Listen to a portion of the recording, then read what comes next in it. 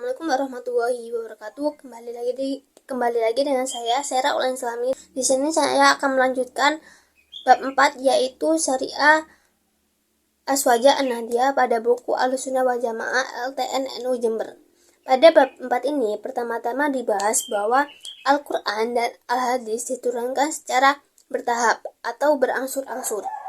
Al-Quran dan Al-Hadis ini disampaikan kepada umat manusia atau umat muslim sesuai dengan kebutuhan atau kepentingannya, di mana ajaran Islam pada Al-Quran dan Al-Hadis ini disampaikan di Madinah, Mekah, dan sekitarnya pada 15 abad yang lalu. Al-Quran dan Al-Hadis ini disampaikan dengan cara disebarluaskan. Ketika Rasulullah SAW masih ada, para umat muslim ini mendapat ajaran langsung dari Rasulullah. Tapi ketika Rasulullah SAW ini sudah wafat, yang menyebarluaskan ajaran Islam ini pada generasi selanjutnya adalah para sahabatnya, termasuk 4 Khulafaur Rasyidin. Sesuai dengan perkembangan zaman, ada pula persoalan yang harus dihadapi. Contohnya seringkali ada persoalan yang tidak mendapatkan jawaban tegas dari Al-Quran dan Al-Hadis. Maka dari persoalan itu, upaya yang dilakukan adalah berijtihad.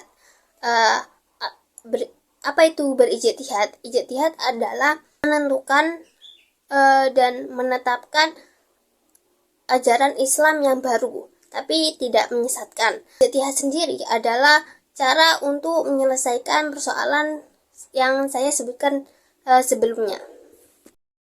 Sebenarnya ijtihad ini sudah dilakukan para sahabat ketika Rasulullah SAW masih ada, seperti mana yang dilakukan oleh sahabat Mu'adz bin Jabal ketika ditugaskan untuk mengajar ajaran Islam di Yaman.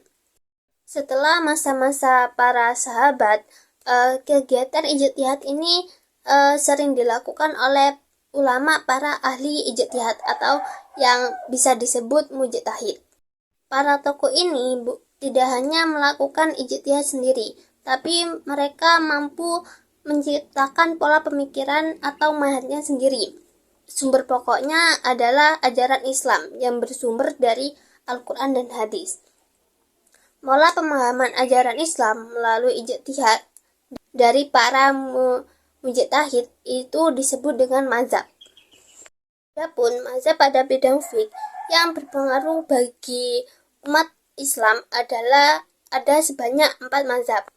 4 mazhab ini adalah panutan bagi warga Nahdliyah. Yang pertama ada Imam Abu Hanifah Nu'man bin Sabit, yang mana bisa disebut dengan Imam Hanafi. Lahir pada 80 Hijriah dan wafat pada tahun 150 Hijriah di Baghdad. Di antara mazhab istinbatnya yang terkenal adalah Al-I'tisan. Kemudian kedua ada Imam Malik bin Anas, yang mana biasanya disebut Imam Maliki. Lahir pada 93 Hijriah dan wafat pada tahun 179 Hijriah di Madinah. Imam Malik ini juga mempunyai konsep mazhab istinbatnya yang berpengaruh sampai sekarang. Kitabnya berjudul Al-Maslahah Al-Mursalah dan A'mal Al-Anadiyah Al-Madinah. Kemudian yang ketiga ada Imam bin Idris Al-Syafi'i, yang mana biasanya disebut Imam Syafi'i. Lahir pada tahun 150 Hijriah di Goza dan wafat pada tahun 104 Hijriah di Mesir. Metodologi istinbatnya ditulis menjadi buku pertama dalam usul fiqh, yang mana berjudul Al-Risalah. Kemudian yang keempat, yang terakhir adalah Imam Ahmad bin Hambal, yang mana biasanya disebut Imam Hambali. Lahir pada 160 Hijriah di Madad.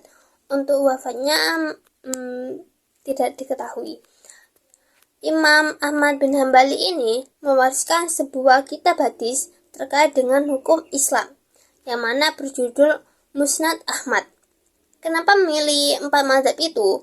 Karena yang pertama, kualitas pribadi dan mereka sudah dikenal hampir seluruh umat Islam di dunia. Kemudian yang kedua, 4 mazhab ini merupakan imam mujtahid mutlak mustakil, yang mana mampu menciptakan mazhabnya sendiri. Kemudian yang ketiga, para imam mazhab ini mempunyai murid secara konsisten mengajar dan mengembangkan mazhabnya.